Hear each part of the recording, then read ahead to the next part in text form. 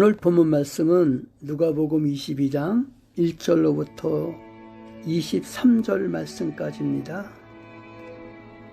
유월절이라 하는 무교절이 가까움에 대제사장들과 서기관들이 예수를 무슨 방책으로 죽일고 연구하니 이는 저희가 백성을 두려워함이더라. 12 중에 하나인 가룟인이라 부르는 유다에게 사단이 들어가니 이에 유다가 대제사장들과 군관들에게 가서 예수를 넘겨줄 방책을 의논하매 저희가 기뻐하여 돈을 주기로 언약하는지라. 유다가 허락하고 예수를 무리가 없을 때에 넘겨줄 기회를 줬더라. 유월절 양을 잡을 무교절 일이 이른지라. 예수께서 베드로와 요한을 보내시며 가라사대 가서 우리를 위하여 유월절을 예비하여 우리로 먹게 하라. 여짜오되 어디서 예비하기를 원하시나이까.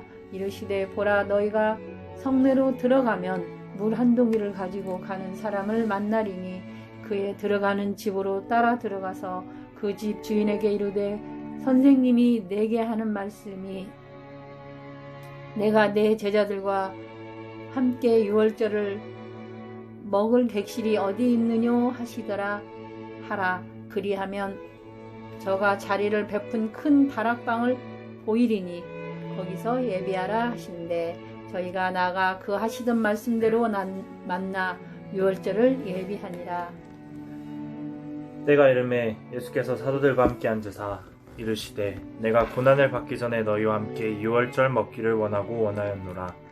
내가 너희에게 이르노니 이 유월절이 하나님의 나라에서 이르기까지 다시 먹지 아니하리라 하시고 이에 잔을 받으사 살해하시고 가라사대 이것을 갖다가 너희끼리 나누라. 내가 너희에게 이르노니 내가 이제부터 하나님의 나라가 임할 때까지 포도나무에서 난 것을 다시 마시지 아니하리라 하시고 또 떡을 가져 살해하시고 떼어 저희에게 주시며 가라사대 이것은 너희를 위하여 주는 내 몸이라. 너희가 이를 행하여 나를 기념하라 하시고 저녁 먹은 후에 잔도 이와 같이 하여 가라사대 이 잔은 내 피로 세우는 새 언약이니 곧 너희를 위하여 붓는 것이라. 그러나 보라, 나를 파는 자의 손이 나와 함께 상위에 있도다. 인자는 이미 작정된 대로 가거니와 그를 파는 그 사람에게는 화가 있으리로다 하시니 저희가 서로 묻되 우리 중에서 이 일을 행할 자가 누구일까 하더라. 아멘. 아멘. 아멘. 예수님께서 순환을 위해서 준비를 하시죠. 예수님께서는 유월절 어린 양으로 십자가에 죽으시기까지 많은 순환의 과정을 겪게 되시는데 첫째로 예수님을 죽이려는 모의가 있었죠. 1절로부터 2절 말씀을 보니까 유월절은 니산월 14일 해질 무렵에 시작되는 특별한 식사이고 무교절은 바로 그 뒤에 한 주간 지키는 축제입니다. 이 같은 기쁨의 절기에 당시 대제사장들과 서기관들이 어떻게 하면 예수님을 죽일 것인지 구체적으로 모의를 합니다. 그러나 즉시 행동으로 옮기지 못했던 것은 당시 많은 백성들이 예수님의 말씀을 들었기 때문이죠. 그 다음에 이제 3절로부터 6절 말씀을 보니까 가룟 유다의 배반이 있습니다. 왜 예수님의 제자였던 유다가 주님을 배반했을까?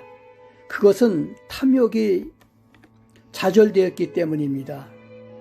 그때에 사단이 그의 마음을 지배하였기 때문이죠. 어설픈 신앙으로 머물러 있을 때에 주님을 배반할 가능성은 누구에게나 있음을 우리가 알아야 된다는 거죠. 믿음에 굳게 서지 않으면 해를 당하게 되고 마귀가 틈타게 되죠. 그 다음에 이제 7절부터 13절 말씀을 보니까 유월절 준비입니다. 유월절은 유대인의 3대 절기 중에서 가장 성대하게 지키는 것입니다. 이는 애굽의 노예 생활에서 해방된 감격을 기념하는 것이죠. 예수님께서는 베드로와 요한을 보내어 아무도 모르게 조용히 유월절을 위해 준비하게 하셨습니다. 주님은 온 인류를 위해 기꺼이 죽으실 준비를 은밀히 구체적으로 하셨던 것이죠. 주님의 순환은 공개된 비밀로서 제자들에게 열려 있었으나 다른 이들에게는 닫혀 있었죠. 그 다음에 이제 최후의 만찬입니다. 예수님께서 마지막 만찬에 자리를 마련하셨는데 이것이 교회의 성례의 기원입니다. 14절부터 16절 말씀을 보니까 마지막 유월절이죠. 예수님께서 제자들과 지상에서 보내는 마지막 유월절에 중요한 교훈을 남기기 위해 제자들과 함께 떡을 떼시기를 원하셨습니다. 이것은 예수님의 입장에서는 고난을 준비하시는 것이고 미래의 구원을 예표하는 중요한 모임이었었죠. 이 같은 유월절이 하나님 나라에서 다시 이루어질 때 영광 가운데 축하의 떡과 기쁨의 잔을 들게 될 것이죠. 그러니까 이 최후의 만찬에서 떡은 슬픔의 떡이고 잔은 슬픔의 잔이죠. 그런데 하나님 나라에서 다시 이루어질 떡과 잔은 기쁨의 떡이고 기쁨의 잔이 될 것이라는 것을 믿기를 주님의 이름으로 축원합니다. 아멘.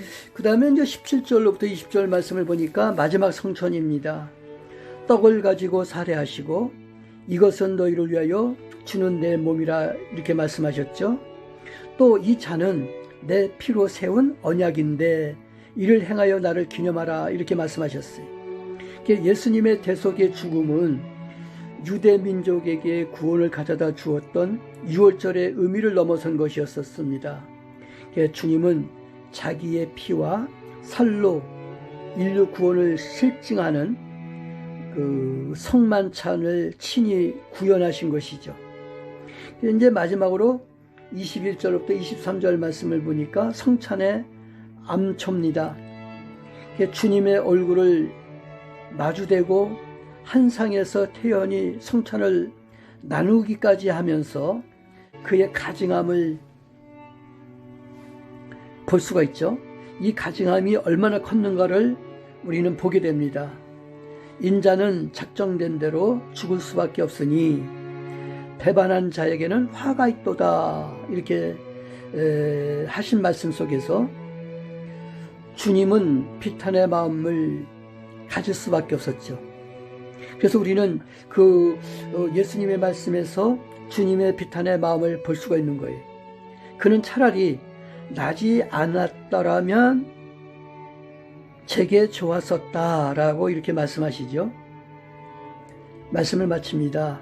최후의 만찬은 새 언약을 실현하는 계약 체결의 식사였습니다. 우리 모두 예수님께서 고난당하신 이 순환의 기간 동안 예수님이 은밀하게 죽으실 준비를 하셨다라는 것과 그 다음에 최후의 만찬에서 우리에게 보여주신 가룟 유다를 통해서 그 비탄한 마음을 우리가 볼 수 있고 또 최후의 만찬은 새 언약을 실현하는 계약의 체결의 식사였다라는 것을 꼭 기억해서 고난의 주간을 더욱 경건하게 보내기를 주님의 이름으로 소원합니다. 기도합니다. 하나님 아버지, 우리들의 삶 속에 오셔서 고난당하시고 또한 비탄함을 보여주시며 고난당하신 그 모습을 우리가 생각할 때 주님의 고난이 우리의 죄 때문임을 다시 한번 깨닫고 하나님 앞에 우리의 잘못을 회개하고 용서를 비우니 하나님 우리 죄를 용서해 주시고 하나님께 영광을 돌려드리는 하나님의 택함을 받은 하나님의 귀한 종들이 되게 해주시기를 간절히 바라고 원합니다. 우리 삶 속에 오셔서 우리를 주관하시고 인도하심을 감사합니다. 하나님 기뻐하시는 삶을 살기에 부족함이 없도록 저희들을 축복해 주시고 더욱 강한 믿음을 허락하여 주시옵소서. 주님의 고난에 동참하는 이 고난 주간에 더욱 우리 주님의 고난을 생각하며 이 고난의 주관을 맞출 수 있도록 주님께서 축복해 주시고 또한 앞으로 부활의 기쁨을 누릴 수 있는 우리 하나님의 귀한 택함을 받은 자들이 되게 해주시기를 간절히 바라고 원하며 우리 주님 예수 그리스도 이름으로 기도하옵나이다.